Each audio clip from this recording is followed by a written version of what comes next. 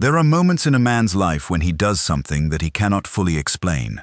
Not at the time, not even years later when he is sitting in a rocking chair with a white beard and grandchildren at his feet asking him why. He simply did it because something inside him said this was the moment, and because the man he had been raised to be could not have done otherwise. For Cole Whitfield, that moment came on a Thursday in August of 1868, at the trading post near Fort Laramie, Wyoming, when he saw a young Arapaho woman named C being sold by a whiskey trader who had no legal right to sell anyone at all. Cole Whitfield's horse was worth $80. The trader wanted $60 for C. Cole paid it in gold coin from the inside pocket of his coat, which was the entire sum of his wages from 6 months of cattle driving, which was the entire sum of his savings, which was the entire foundation of the plan he had been building to buy a small spread in Colorado. He paid it without hesitation, and then he spent the next 3 years understanding why. This is that story. Cole Whitfield was 28 years old and had been driving cattle up from Texas for 6 years, which had made him lean and weathered and had given him a particular set of skills and a particular set of opinions, most of which he kept to himself, because in his experience, the world did not generally improve from unsolicited opinions. He had stopped at the Fort Laramie trading post for supplies, beans, salt, a new bridle, the small necessities that long journeys chew through, and was standing at the counter, negotiating for a sack of flour, when he heard the voice. It was not a loud voice. It was not a frightened voice. It was a voice that was very quiet and very controlled, and what it said, in Arapaho, which Cole did not speak, was something he did not need to translate, because the situation was perfectly legible from where he stood. The woman was young, perhaps 19 or 20, with a composed, angular face and dark eyes that were doing the specific thing that composed people do in intolerable situations. They were looking at the middle distance, rather than at what was immediately in front of them. This is what self-possession looks like when it is the only dignity a person has left. The man holding her arm was a whiskey trader named Garrett, who Cole recognized from the trail, a man with a reputation for operating at the edges of laws that were already paper-thin in Wyoming territory in 1868. Cole put down his sack of flour. "What are you asking?" he said, walking over, because he had learned long ago that direct questions save time in situations like these. Garrett looked at him with the appraising squint of a man who is not surprised by anything. $60. She came to me as a debt payment from a Shoshone trader, and I am a man of business, not charity. She is Arapaho, Cole said. She is $60, Garrett said. Cole looked at the woman. She had turned her gaze from the middle distance and was looking directly at him now, not with hope exactly, but with the focused attention of someone who is reading a situation carefully to understand what it means. "Your name?" he asked her, not loudly. A pause. Then, in careful English, "C, it means hawk." "Cole Whitfield," he said. "From Texas. Give me a moment." He went to the far end of the counter and opened his coat and counted out $60 in gold coin. He carried it back to Garrett and set it on the counter without looking at the man again. "Give me the papers and step away," he said. Garrett took the money. He handed Cole a piece of paper with some figures and Garrett's mark on it that Cole could tell was legally meaningless but accepted because the alternative was argument, and Garrett was not a man worth arguing with. Then Cole walked to C and said, simply, "You're free. I have no claim on you. You can go wherever you wish." C looked at him for a long moment. Then she said, "Where would you suggest I go? My band is 2 days east. I have no horse. I have no supplies. And the men in this trading post have been watching this exchange with considerable interest." Cole looked around the room. She was right. There were 7 men in the trading post, and most of them were looking at him with the specific interest of men who are calculating what this situation means for them. "I have a horse outside," Cole said. "My horse, which I now no longer own because I spent my horse money on your freedom, but it is still physically outside, and it will carry 2 people." Cece studied him. "You spent your horse money," she said, "on my freedom." "Yes." That was not a wise financial decision, she said. No, Cole agreed. It was not. A pause. Then, with what he was almost certain was the ghost of something that might become a smile under different circumstances. Can your horse carry supplies as well as 2 people? We'll find out, Cole said. They rode east through the afternoon and into the long golden evening of a Wyoming summer, and they said very little for the first several hours, which Cole found acceptable, and C seemed to find acceptable too, because she had the posture of a person who does not fill silence with words she does not mean. What Cole knew about Arapaho culture could have been written on one side of a playing card, but he knew enough of human beings to know that this woman had just come through something that required time before she would decide what came next, and that the most useful thing he could do was provide the horse and the direction and stay out of the way of her thinking. After about 2 hours, C said, "Why did you do it?" "Do what?" "Buy my freedom." Cole thought about this, with the same honest attention he gave to practical problems. "Because it was wrong," he said finally. "What was happening was wrong, and I had $60, and $60 was the exact cost of making it less wrong. So, just like that," she said. "Just like that." Another long silence. The horse moved steadily under them. The Wyoming landscape unrolled in every direction, vast and spare and indifferent. "You have no horse now," C said. "No. And no savings." "No. Your plan. What was it before today?" "Small spread in Colorado," Cole said. 3 more months of wages. Start of something." "And now?"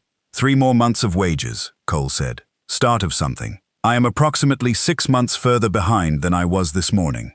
"That does not seem to bother you," C observed. "Things that are done," Cole said. "Looking back at them doesn't change the math." Cece considered this for a while. Then, "You are a strange man, Cole Whitfield from Texas." "Probably," Cole said. "Strange in a way I have not encountered before," she clarified. "Most white men in Wyoming territory are strange in predictable ways. You are strange in an unpredictable way. That is different." "Is it better or worse?" Cole asked. A pause. "I do not know yet," C said, with the careful honesty of a woman who does not give answers she does not mean. "I will tell you when I know." Cole accepted this, and they rode on into the darkening east, and the first stars came out over the Wyoming plateau, and C began, quietly, to describe the position of the stars by their Arapaho names. And Cole listened without asking questions, because he understood without being told that she was giving him something, a piece of her world offered carefully, and that the right response to a gift like that was attention. They reached the Arapaho camp at midday of the second day. What followed was the most intimidating 2 hours of Cole Whitfield's life, which was saying something for a man who had once been trapped in a box canyon with 40 head of angry longhorns and no exit. Cece's family's relief and anger and love arrived simultaneously, in a way that reminded Cole of a river hitting a wall. All that force, nowhere to go but up. There was crying that he did not fully understand, and conversation that he understood not at all, and gesturing in his direction that he interpreted as somewhat accusatory, before Cece said something that changed the energy of the room. Later he asked what she had said. "I said that you were foolish but honest," she told him, "and that the foolishness was in my service, and that I trusted you, which is not something I say lightly." "You trust me," Cole said. "You had $60 and no horse, and you chose me over the horse," C said. "Yes, I trust you." He was brought before the camp council, 5 older men and 1 woman who sat in a half circle and asked questions through C, who translated with a precision that suggested she was not softening anything. They wanted to know who he was, where he came from, what he intended, what he wanted, and whether he understood that C was of a family of some standing in this band, and that any man who thought she came without responsibilities attached was gravely mistaken. Cole answered every question as directly as he could. No, he did not know what he intended beyond returning Sia to her people. Yes, he understood she came with responsibilities. He could see that clearly. What did he want? He was uncertain, but he was a man who was built for honesty, And so he said he would like to come back, if that was permitted, because he found himself thinking that he would like to know C better, and that feeling was new to him and seemed worth investigating. There was a long silence in the council after this was translated. Then the elder woman said something, and C translated it as, "She says you have the face of a man who means what he says, and the eyes of a man who listens. These are rare in combination. You may come back, once." "Once," Cole said. "That's reasonable." He left the camp that afternoon on foot, because the horse was C's now. The council had made that determination with a speed and clarity that brooked no argument, and Cole had none to offer because it seemed correct. And he walked 3 miles to the nearest settlement and hired on with a freight outfit for the return journey to Fort Laramie. In the pocket of his coat, beside where the $60 had been, he now carried a small string of beads that C had pressed into his hand when he left.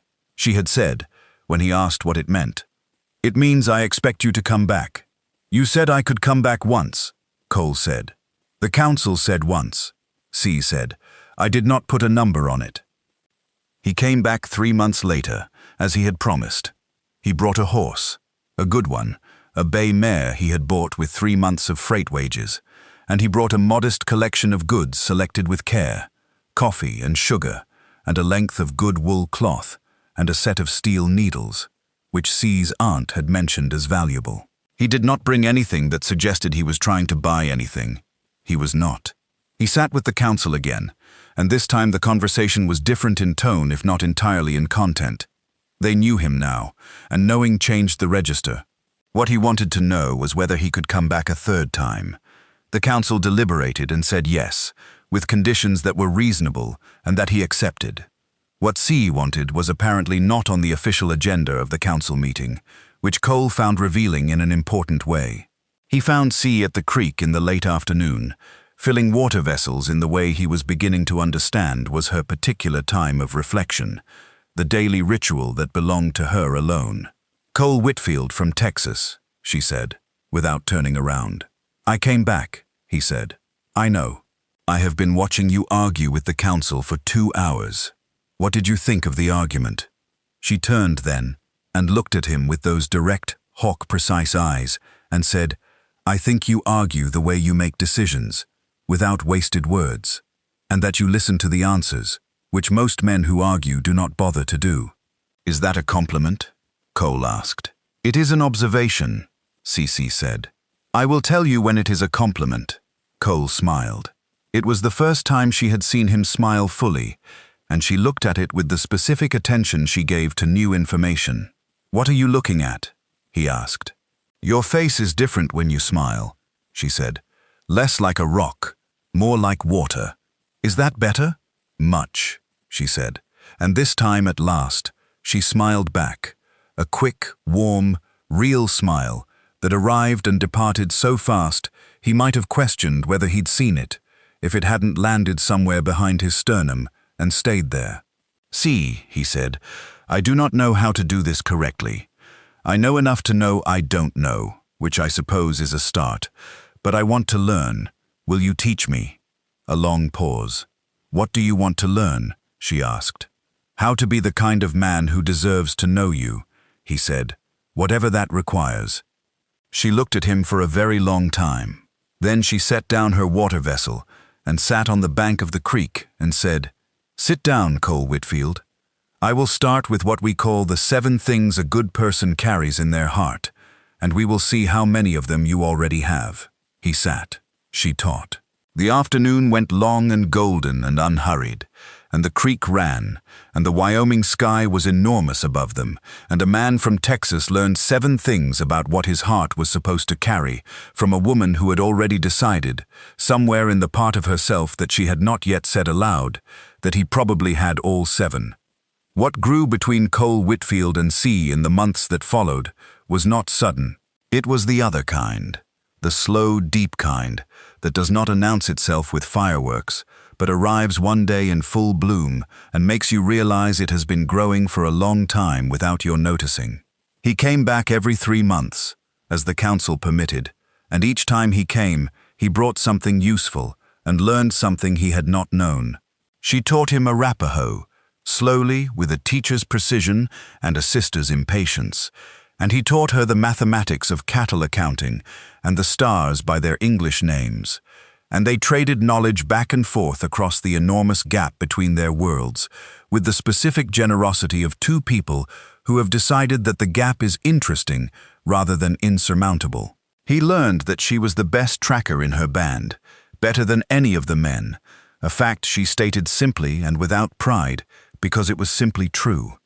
He learned that she could diagnose a horse's lameness by watching it walk for 30 seconds, and that she was deeply skeptical of white men's medicine while being deeply interested in what useful things might be in it.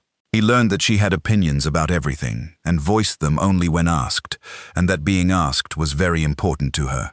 She learned that he had grown up poor in a way that had taught him to take care of things, that he was reliable in the specific way of men who have decided reliability is a personal code rather than a social obligation, that he was capable of sitting in complete silence for an hour without it meaning anything was wrong, which was a quality she found increasingly valuable. She learned that he was funny in a dry, quiet way that only appeared after you knew him well, and that he laughed at his own mistakes, which she found more attractive than she had expected. The fourth visit, she took his hand when they were walking at the edge of the camp in the late afternoon. He held it carefully. The way you hold something you understand is being trusted to you. Neither of them said anything about it. On the fifth visit, the council sat them together, and the elder woman, who had given him the first chance, said something long and formal that C translated in brief. "They want to know if you are a man of permanence." "Tell them yes," Cole said. "Are you certain?" C asked quietly. "Yes," he said. "Are you certain?" She looked at him with those hawk eyes that missed nothing. "Yes," she said, and she told the council, and the elder woman nodded once, slowly, and the conversation moved forward into territory that required more Arapaho than Cole had yet learned. But he sat through it with the patience of a man who understands that some things are worth sitting through. Cole, Whitfield, and C were married in 2 ceremonies. The first was Arapaho, conducted by the elder woman, with the camp gathered and the smoke rising, and the specific gravity of a people's blessing on a union. Cole wore what C's family had made for him, worked leather and quill work, and stood where he was told and said what he was told to say, and understood, even without the translation, that he was being welcomed into something ancient and serious, and that the welcome was not given lightly. The second was at the county courthouse in Laramie, because Cole was a practical man and understood that practical protection required practical paperwork, and C agreed for the same reason, with the added observation that the paper was meaningless without the first ceremony but not useless. They built their ranch in the valley below the Arapaho winter grazing grounds, which Cole had negotiated, carefully, over 2 years, through the proper channels, and with the full support of both the Arapaho band and the land agent he had chosen for his directness and his relative honesty, so that the two were separated by purpose rather than conflict. He ran a modest cattle operation that employed 4 men, 2 of whom were Arapaho and 2 of whom were not, and the arrangement worked because Cole was the kind of foreman who cared more about whether a man could do the work than where he came from. C ran the household and the garden, and the medicines and the relations with the band and the informal education of the 4 children who arrived over the following years, and she did all of this with the same composed, hawk-eyed precision she had brought to the bank of the Fort Laramie Creek on the day Cole Whitfield stopped being a man with $60 and started being a man with a purpose. The children grew up speaking Arapaho and English in equal measure, which gave them advantages neither language alone could have provided. They knew the stars by both names. They knew the plants by their Arapaho uses and their English ones. They grew up in a house where 2 worlds had decided, deliberately and permanently, to be one home. Cole Whitfield died in 1911 at the age of 71 in the same valley where he had built his ranch, in the house he and C had built together, with C beside him and 4 grown children and more grandchildren than he could keep track of, which had always delighted him. At his funeral, the elder woman's granddaughter, now the keeper of the band's oral histories, said of him, He was a man who chose well on a Thursday in August, and then spent the rest of his life being worthy of the choice. Cece lived until 1919. She spent her last years teaching her grandchildren Arapaho because she had never forgotten her grandmother's wisdom, that a language is a door, and you should have as many doors as possible. She also taught them something else, something she had learned, she said, from a strange, foolish, honest man from Texas who had walked into a trading post with $60 and left without his horse, and without his savings, and without a single regret. She taught them that the best things in life are not the things you plan. They are the things you cannot explain, that you do because something inside you says, this is the moment, and you will never be able to say why, only that you are grateful, every single day that follows, that you did.